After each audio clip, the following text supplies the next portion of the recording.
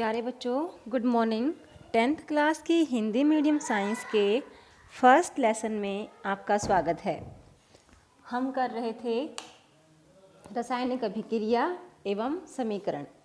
इस चैप्टर में हमने अभी तक देखा है कि रासायनिक अभिक्रिया क्या होती है, अभिकारक उत्पाद क्या होते हैं, रासायनिक अभिक्रिया को संतुलित कैसे करते हैं, जैसे कि हिट एंड ट्रायल मेथड देखा था हमने यहाँ पे। उसके बाद हमने भौतिक अवस्थाओं को लिखना भी देखा था, सॉलिड के लिए एस, लिक्विड के लिए एल और गैस के लिए जी। जलीय विलयन के लिए हमने बताया था कि AQ एक्वस सोल्यूशन लिखते हैं। ये प्रश्न भी कल के PDF में मैंने भेजे हैं, आप लोगों ने देख लिए होंगे। उसके बाद अब हम देखने जा रहे हैं रासायनिक अभिक्रियाओं के प्रकार। रासायनिक अभिक्रियाएं कितने प्रकार की होती हैं। तो रासायनिक अभिक्रियाओं के दौरान परमाणुओं का आपसी टूटना, जुड़ना आदि नए पदार्थ बनते हैं इस प्रक्रिया के फलस्वरूप। तो उसी आधार पर हमने रासायनिक अभिक्रियाओं के विभिन्न प्रकार टाइप्स निर्धारित की हैं। तो सबसे पहली टाइप है वो है संयोजन अभिक्रिया। इसको हम इंग्लिश में कॉम्बिनेशन रिएक्शन कहते हैं। कॉम्बिनेशन रिएक्शन आप मैथ में समझ जाएंगे थोड़ा सा, कॉम्बिनेशन क्या होता है। तो कंबाइन करेंगे, कॉम्बिनेशन करेंगे। इसमें देखिए एक इसमें दिया गया है डायग्राम, ये बड़ा ही सिंपल सा है, आप घर पे कर सकते हैं इसको। जैसे चूना होता है ना बेटे, चूना, उस चूने को आप पानी में डाल दो, वो चूना जो होता है उससे क्या होगा, थोड़ा पानी गर्म हो जाएगा। आपने कभी देखा हो, पेंट वगैरह करने के लिए घरों में करते हैं तो जो ड्रम है उसे कहते हैं दूर हट जाओ बच्चों, वो काफ़ी गर्म होता है।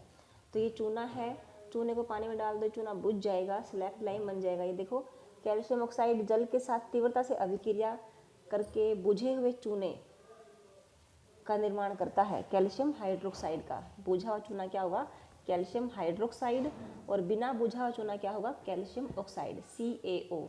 कैल्शियम ऑक्साइड बिना बुझा हुआ चूना, और कैल्शियम हाइड्रोक्साइड बुझा हुआ चूना, CaOH2। देखो साथ में इसके चूने के साथ में ऐसे लिखा है, वाटर के साथ L लिखा हुआ है, और बुझे हुए चूने के साथ AQ लिखा हुआ है। ठीक है, आगे देखते हैं कि इस अभिक्रिया में कैल्शियम ऑक्साइड तथा जल मिलकर दोनों दो अभिकारक मिलकर एक एकल उत्पाद बना रहे हैं। तो ये अभिक्रिया कहलाएगी संयोजन अभिक्रिया, कॉम्बिनेशन रिएक्शन। देखो, एक कैल्शियम ऑक्साइड, एक जल, ठीक है, दोनों ने मिलकर क्या बनाया, कैल्शियम हाइड्रोक्साइड। ठीक है, तो ये अभिक्रिया क्या कहलाएगी, संयोजन अभिक्रिया। देखो इस अभिक्रिया में क्या नोट की कि ऊष्मा बाहर निकली है, ठीक है ना।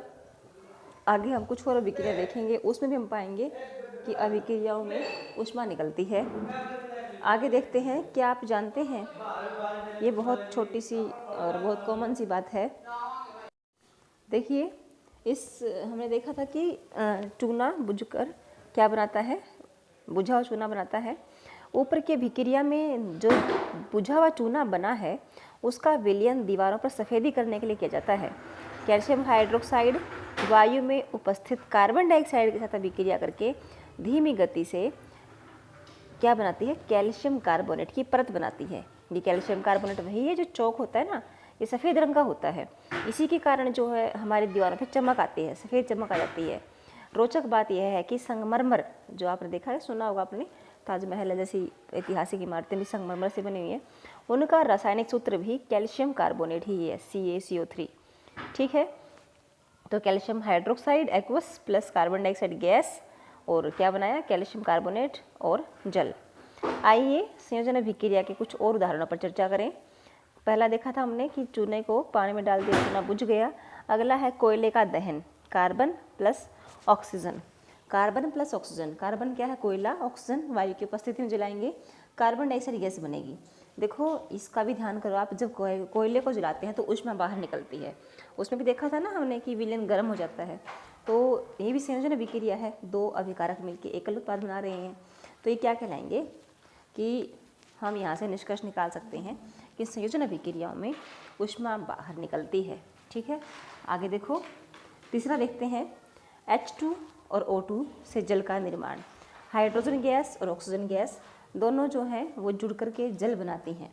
दोनों गैसें हैं और बनने वाला उत्पाद जो है एक द्रव है, लिक्विड है। सरल शब्दों में हम कह सकते हैं कि जब दो या दो से अधिक पदार्थ संयोग करके एकल उत्पाद बनाते हैं, ऐसी विक्रियाओं को संयोजन अभिक्रिया कहा जाता है। इन क्रियाकलापों में देखा कि जिन अभिक्रियाओं में उत्पाद के निर्माण के साथ साथ ऊष्मा भी उत्पन्न होती है, उन्हें ऊष्माक्षेपीय अभिक्रिया कहा जाता है। तो संयोजन अभिक्रिया क्या हो गई? ऊष्माक्षेपीय अभिक्रिया हो गई। इसमें हम आगे बोल सकते हैं कि प्राकृतिक गैस का दहन, प्राकृतिक गैस CH4 प्लस ऑक्सीजन, तो ये जलाया हमने तो क्या बना है? कार्बन डाइऑक्साइड जल बना है और साथ में ऊर्जा निकली है, तो यह भी एक ऊष्माक्षेपी अभिक्रिया है। सेकंड पॉइंट इसने बताया कि क्या आप जानते हैं कि श्वसन भी क्या है? एक ऊष्माक्षेपी अभिक्रिया है, यानी कि श्वसन भी ऊष्माक्षेपी अभिक्रिया है। हम सभी जानते हैं कि जीवित रहने के लिए हमें ऊर्जा की आवश्यकता होती है। यह ऊर्जा हमें भोजन से प्राप्त होती है। पाचन क्रिया के समय खाद्य पदार्थ छोटे छोटे टुकड़ों में टूट जाते हैं, जैसे चावल, आलू तथा ब्रेड में कार्बोहाइड्रेट होता है, ठीक है ना। अब इनके टूटने से हमें ऊर्जा मिलती है ना, ये वही ऊर्जा है जिसका प्रयोग हम अपने कामों को करने के लिए प्रयोग करते हैं। इन कार्बोहाइड्रेट के टूटने से ग्लूकोज बनता है। यह ग्लूकोज हमारे शरीर की कोशिकाओं में उपस्थित ऑक्सीजन से मिलकर हमें ऊर्जा प्रदान करता है। इस अभिक्रिया का विशेष नाम श्वसन है, जिसका हम अध्ययन छठे चैप्टर में कर चुके हैं, हमने पहले पढ़ा दिया है वो चैप्टर। तो glucose C6H12O6 carbon oxygen gas ले ली साथ में, और जल ले लिया, कार्बन डाइऑक्साइड गैस बनी, वाटर बना और ऊर्जा बनी, ठीक है। आगे देखो, शाक सब्जियों का विघटित होकर कंपोस्ट बनाना भी एक ऊष्माक्षेपी अभिक्रिया का ही उदाहरण है। बहुत इंपॉर्टेंट है ये पॉइंट, यहाँ पर उसमें क्वेश्चन पूछा जाता है बोर्ड क्लासेस में ऑप्शन टाइप क्वेश्चंस के रूप में।